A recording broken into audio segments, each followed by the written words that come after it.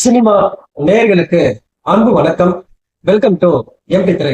இந்த ஷோல சௌரிய பாதம் அப்படிங்கிற தமிழ் டப்டு தெலுங்கு திரைப்படத்தினுடைய ரிவ்யூ தான் நம்ம பார்க்க போறோம். இந்த படத்தை ஒரு ஐஸ்ட் த்ரில்லரா கொடுத்திருக்காங்க. அதுவும் ஒரு ஃபன் கலந்த ஐஸ்ட் த்ரில்லரா கொடுத்திருக்காங்க. இந்த படத்தினுடைய நாயகன் ஹீரோ பாத்தீங்கன்னா ஒரு டைரக்டர் ஆகணும் அப்படிங்கிற மாதிரி கனவு கண்டாரு. ஆனா இவருடைய படத்தை ப்ரொடியூஸ் பண்றதுக்காக எந்த ஒரு ப்ரொடியூசருமே ரெடியா இல்ல.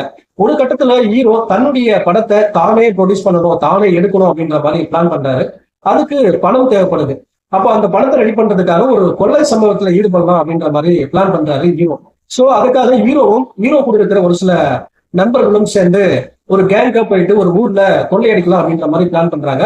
சோ அதுக்கு அந்த ஊருக்கு டாக்குமெண்ட்ரி எடுக்க போற மாதிரி அந்த ஊருக்குள்ள போறாங்க. ஆனா அந்த ஊரை பொறுத்த வரைக்கும் பாத்தீங்கன்னா எந்த ஒரு கிரைமே நடக்காத ஒரு ஊர். இன்ஃபேக்ட் சொல்ல போனா ஒவ்வொரு வீட்டு கதவையும் பாத்தீங்கன்னா திறந்தே வச்சிருப்பாங்க. அப்படி கிரைமே நடக்காத ஒரு ஊருக்குள்ள இருக்கக்கூடிய அந்த பேங்க்ல கொள்ளையடிக்கிறதுக்காக போறாங்க. அப்போ ஹீரோ கொடுக்கிற அந்த கேங்கரும் சேர்ந்து அந்த பேங்கை கொள்ளையடிக்க போகும்போது ஒரு கட்டத்துல ஒரு வித்தியாசமான ஒரு விஷயத்த பாக்குறாங்க. அது என்ன அப்படி ஒரு வித்தியாசமான சம்பவம், அதற்கு பிறகு அவங்களுடைய வாழ்க்கையில் என்ன மாதிரியான விஷயங்கள் நடக்குது, அந்த டுவர்ட்ஸ் எண்ட் அந்த பேங்கை கொள்ளையடிச்சாங்களா இல்லையா அப்படின்னு சொல்லக்கூடிய திரைப்படம் தான் இந்த சௌரிய பாதம். இந்த படத்தை பத்தி ஆலோசனம் அப்படின்னா, இந்த படத்துல எனக்கு பிடிச்ச விஷயமே என்ன அப்படின்னா, அதாவது அந்த பேங்க் கொள்ளையடிக்க போகும்போது ஒரு வித்தியாசமான சம்பவத்தை பார்ப்பாங்க. அது ரொம்ப ஒரு இன்ட்ரெஸ்டிங்கான விஷயமா இருந்துச்சு.